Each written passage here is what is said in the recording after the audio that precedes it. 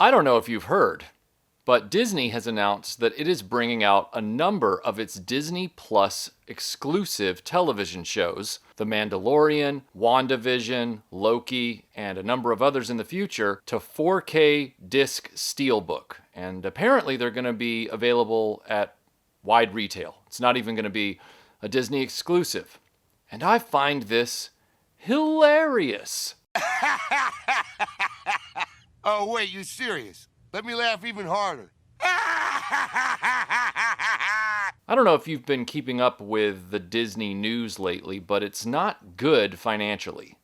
In the wake of the writer's strike, in the wake of the Screen Actors Guild strike, and the special effects people trying to unionize, and now this lawsuit that has happened where some of the financiers who they inherited when they bought 20th Century Fox, some of the people who helped them bankroll their movies, have started to notice some troublesome practices in the accounting for Disney, where all of those claims by the actors of them not getting residuals is even bleeding over into the financiers who help them bankroll their films not getting their return because Disney is effectively lying about how much money these movies are making. It's not looking good for Disney right now. Millions of subscribers lost on Disney Plus. Park attendance is down for myriad reasons. Galactic Star Cruiser got shut down. And now Disney is pulling these stunts where they're canceling all physical media in Australia. The other one that you may not have heard of is they announced that they were going to be releasing the CD soundtrack for Indiana Jones and the Dial of Destiny, which happens to not only be the last Indiana Jones film, but it's also the last John Williams score, very likely. What did they do? They put it out for pre-order in early June, a few weeks before the movie opened. Said, yep, it's going to be coming out on August the 9th. Everybody was really excited. They thought, great, we're going to have the CD soundtrack. We'll be able to complete our collections. And then sometime, right around the time the movie came out, the listing disappeared from the website. No fanfare, no explanation, no nothing. And when people finally got their attention on Twitter, Disney Music Emporium came out and said, oh, that was a limited edition. Sorry. Nowhere did they indicate in the description that it was a limited edition. And so that made people extra mad because now those CD soundtracks are going for hundreds. Some of them have gone for a few $1,000s on eBay. So they're making all of these crazy decisions about their content, their delivery methods, their physical media.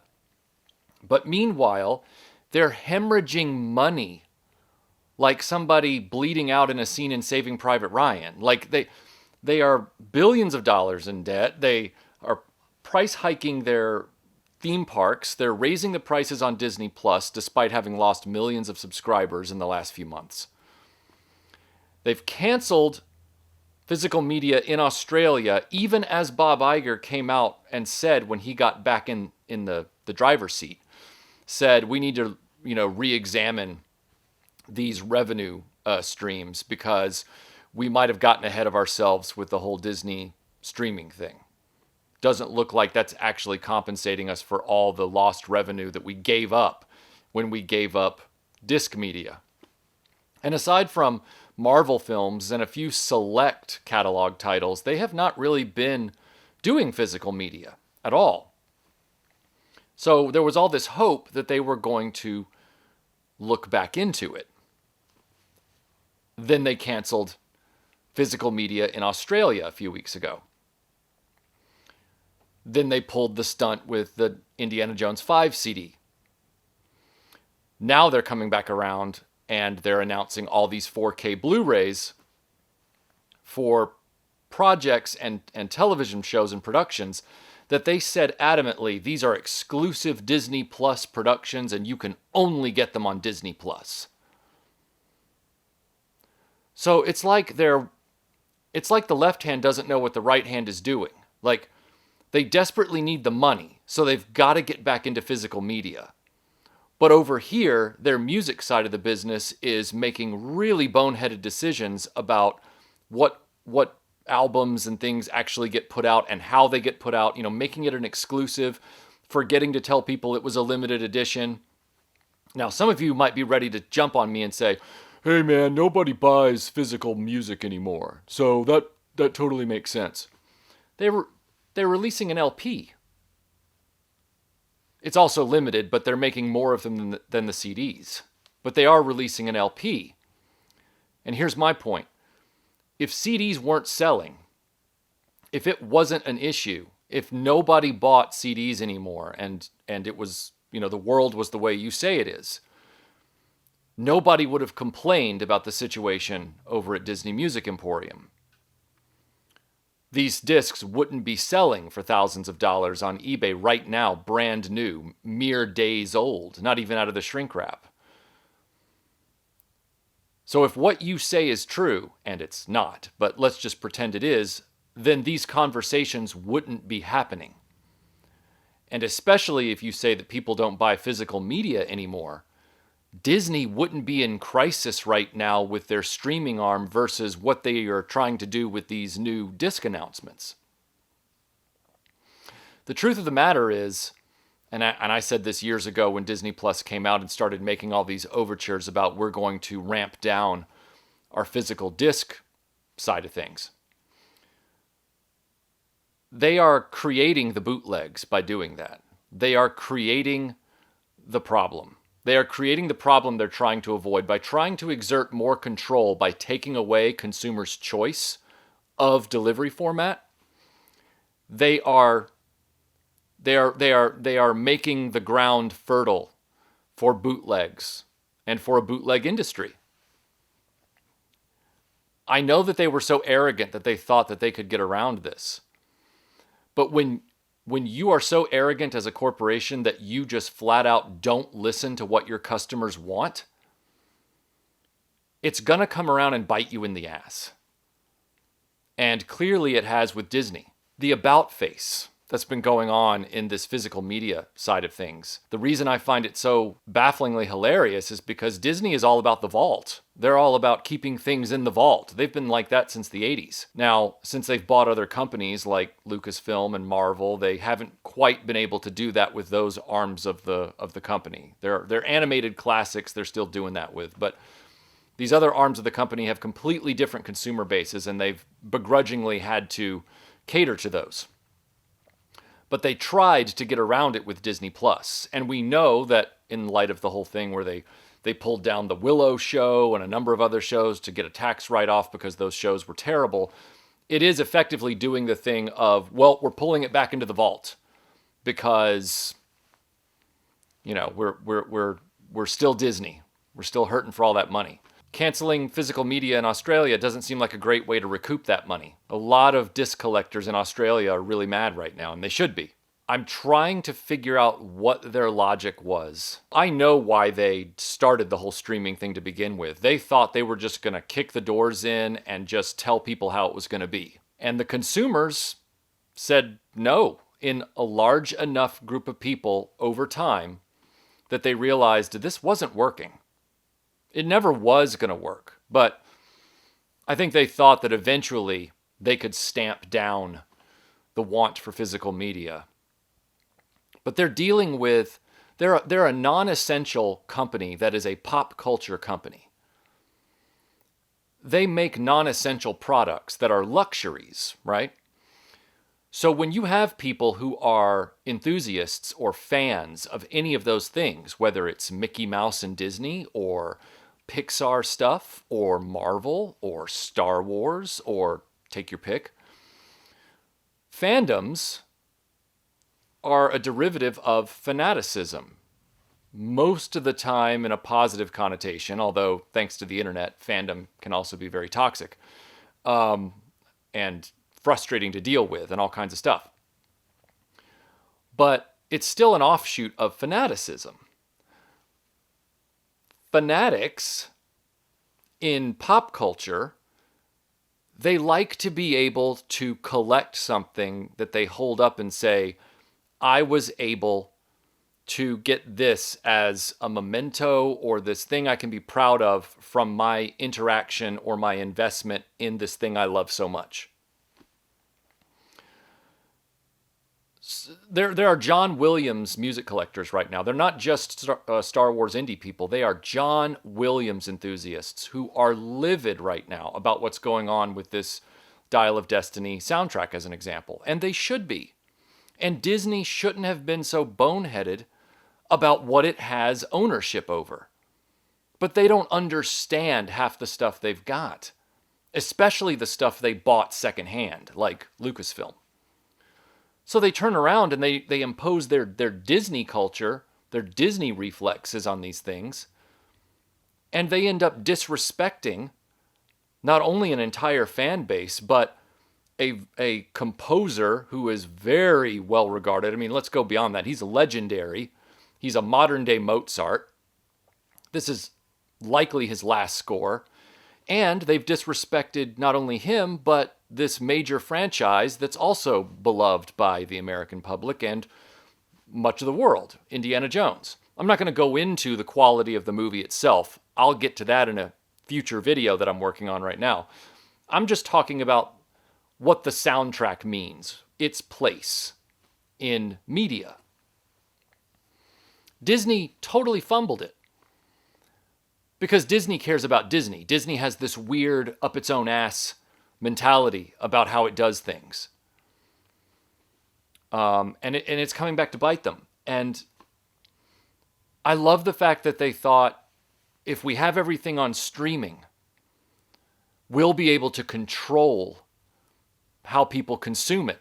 We no longer have to worry about physical media and all that stuff. We'll be able to what's